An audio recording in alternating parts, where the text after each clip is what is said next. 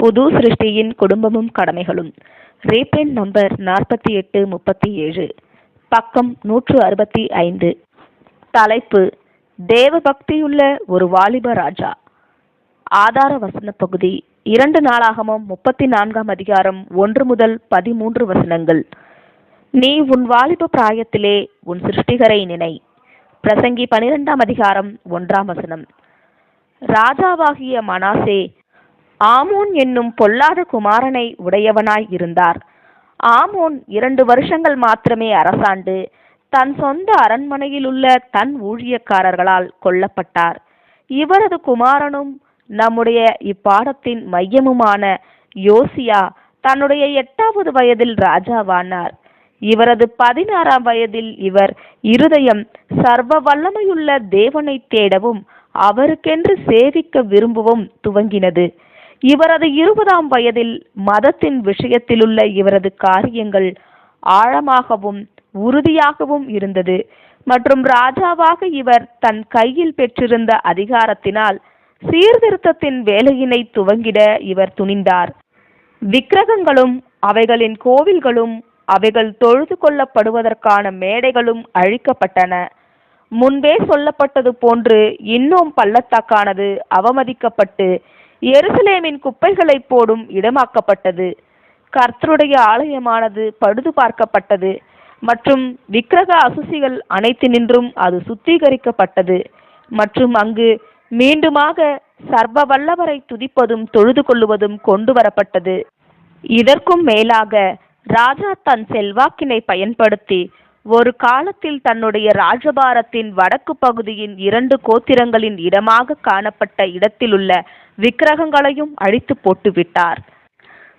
இளமை பருவத்திற்குரிய இன்ப களியாட்டங்களில் மூழ்கிட வேண்டும் என்று எண்ணுவது தவறு எனும் தலைப்பின் கீழ் காணலாம். உன் வாலிப பிராயத்தில் உன் சிருஷ்டிகரை நினை எனும் நம்முடைய ஆதார வசனத்துக்கு எத்தகைய ஓர் ஆற்றல் காணப்படுகின்றது. தங்கள் பிள்ளைகள் நீதியை புரிந்து கொண்டு அதன் ஊழியர்களாகிட ஆயத்தமாக்கிடுவதற்கு முன்னதாக இளமை பருவத்திற்குரிய இன்ப களியாட்டங்களில் மூழ்கும் அனுபவம் வேண்டும் என்று சில பெற்றோர்கள் எண்ணிவிடுவது எத்தனை மாபெரும் தவறாய் இருக்கின்றது. இவர்களின் இந்த எண்ணங்களானது வாலிப ஆண்கள் மற்றும் பெண்களின் மனதிலும் கூட காணப்படுகின்றன. அபூர்வமாகவே பிள்ளைகளிடத்தில் பெற்றோர்கள் அல்லது பாதுகாவலர்கள் எதிர்பார்த்திடுவதற்கும் அதிகமாய் உயர் கொள்கைகளின் அடிப்படையில் ஜீவித்திடுவதற்கு பிள்ளைகள் நாடுகின்றனர். பரிசுத்தவான்களாய் காணப்படும் சில தாய்மார்கள் கூட நடக்க மாட்டாத உலகத்தினுடைய வழிகளுக்குள் வேண்டும் என்று இல்லாமலேயே தங்கள் பிள்ளைகளை அறிமுகப்படுத்துவதன் வாயிலாக தங்கள் பிள்ளைகளின் பாதங்களுக்கு கண்ணி வைத்து விட்டதை நாங்கள் அறிவோம். இவர்களின் வார்த்தைகள் பின்வருமாறு காணப்பட்டது: இந்த குழந்தைகள் மீது நான் சிலுவையினுடைய பாரப்பழுவினை சுமத்திவிடக் கூடாது. அவர்கள் பரிசுத்தவான்களாகிட நான் எதிர்பார்த்திடக் கூடாது. ஒருவேளை எப்போதேனும் பிள்ளைகள் தேவனுக்கு உண்மையுள்ள அர்ப்பணிக்கப்பட்ட பரிசுத்தவான்கள் ஆவார்களானால் அப்போது அவர்கள் இடுக்கமான வழியினுடைய சோதனைகளை அறிந்து கொள்ளுவார்கள் மற்றும் அப்போது அவற்றை நிறைய அனுபவிக்கட்டும் என்பதே ஆகும். அந்தோ பரிதாபம்! இத்தகைய கிறிஸ்தவ தாய்மார்கள் சூழ்நிலையினை கிரகித்திட தவறினவர்களாய் இருந்துள்ளனர். தற்காலத்தில் இடுக்கமான வழியினை தவிர மற்றபடி உலகத்தின் உண்மையான சந்தோஷம் என்ற எதுவும் இல்லை என்பதை இந்த தாய்மார்கள் உணர்ந்து கொள்ள தவறியுள்ளனர்.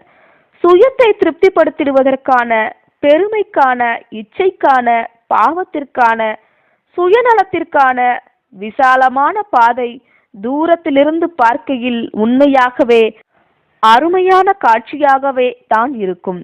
ஆனால் அக்காட்சியானது மாயத்தோற்றமே, காணல் நீரே ஆகும்.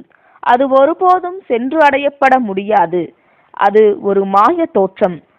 சுயநலம், பெருமை முதலானவற்றின் விசாலமான வழியில் கூட்டமாய் நெருக்கிக் கொண்டு செல்லும் லட்சக்கணக்கானோர் அனைவருமே இன்பத்திற்கு தலை வணங்கி அதை தங்கள் முழு பலத்தில் நாடிக்கொண்டிருக்கின்றனர்.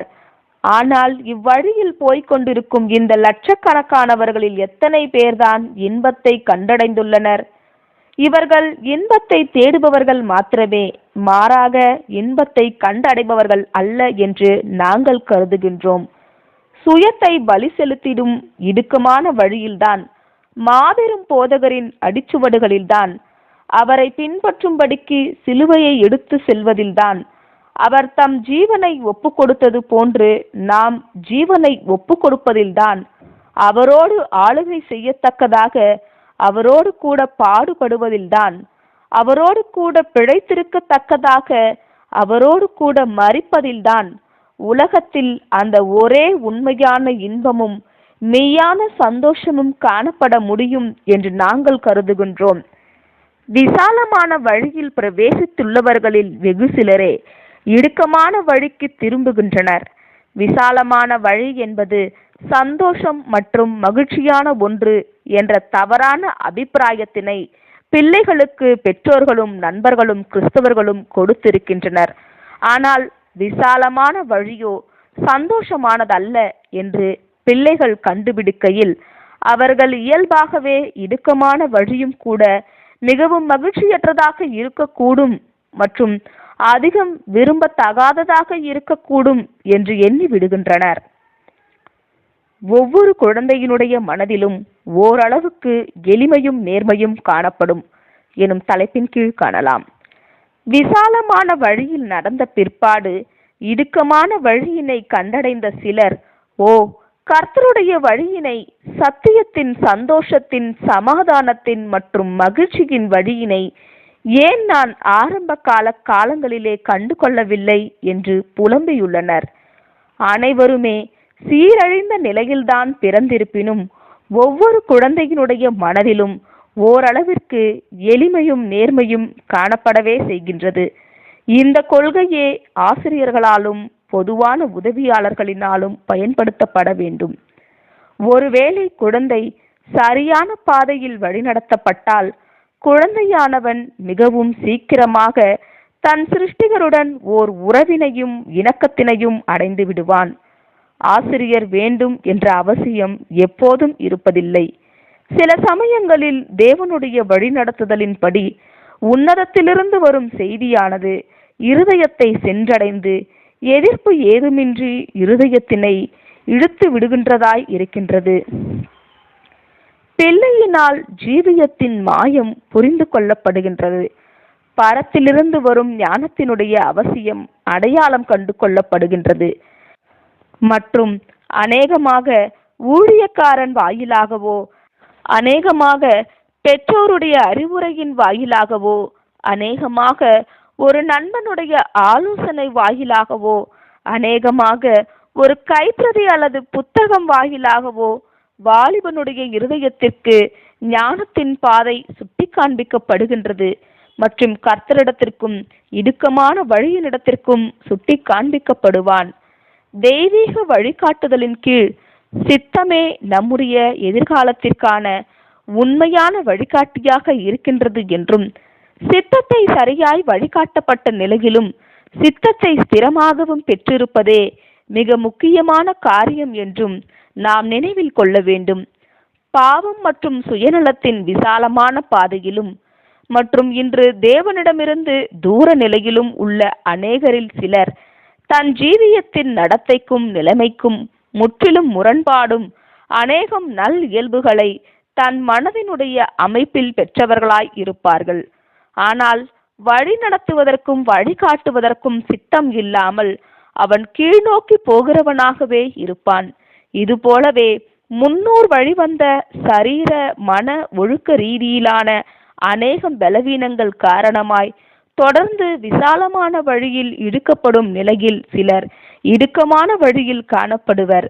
ஆனாலும் இவர்கள் கர்த்தரினால் இடுக்கமான வழியில் தக்க வைக்கப்படுவர். அதுவும் மாம்சத்தினுடைய சுயசித்தத்தினால் இல்லாமல் மாறாக புதிதாக்கப்பட்ட சித்தத்தினுடைய வல்லமையினால் ஆகும். அப்படியானால் வாலிப பிராயத்திலே நம் சித்தங்களை சரியாய் வழிகாட்ட பெற்றும் ஸ்திரப்படுத்தி வைப்பதும் எத்துணை முக்கியமானதாக இருக்கின்றது. இப்படி செய்வோமே ஆனால் தற்கால ஜீவியத்தில் நாம் எத்துணை மகா ஆசீர்வாதங்களை அனுபவிக்கிறவர்களாய் இருப்போம் மற்றும் இதனால் எதிர்கால ஜீவியத்திற்கென்று எத்தனை அதிகமாக ஆயத்தங்களை நாம் பெற்றவர்களாயிருப்போம். யோசியா ராஜா குறித்த இன்றைய பாடமானது ஒவ்வொரு வாலிபனும் எடுத்துக்கொள்ள வேண்டிய சரியான பாதைக்கான உதாரணமாகும். பொல்லாத நாட்களும் தீமையான அனுபவங்களும் வருவதற்கு முன்னதாக விரட்டி அடிப்பதற்கு மீதமுள்ள ஜீவித காலம் கூட போதாமல் போகும் அளவுக்கு மிக அதிகமான தீமைகளை ஒருவன் கற்றுக்கொள்ளுவதற்கு முன்னதாக வாலிபன் நாட்களில் இருதயமானது முதலாவதாக கர்த்தருக்கு கொடுக்கப்பட வேண்டும். அப்போது யோசியா போன்று நீதிக்கு ஊழியம் புரிவதற்கான வாய்ப்புகளை காலமானது நமக்கு கொண்டு வருகையில் சரியானவற்றிற்கு ஆதரவாய் இருப்பதிலும் தவற்றை எதிர்ப்பதிலும் முழு இருதயத்தோடு இருப்போமாக மற்றும் தேவனுக்கே முதலிடம் என்னும் குறிக்கோளுடன் எல்லாவற்றிலும் நமது தேவனுக்கு துதிகள் சாற்றிடுவோம் ஆக. ஆமேன்.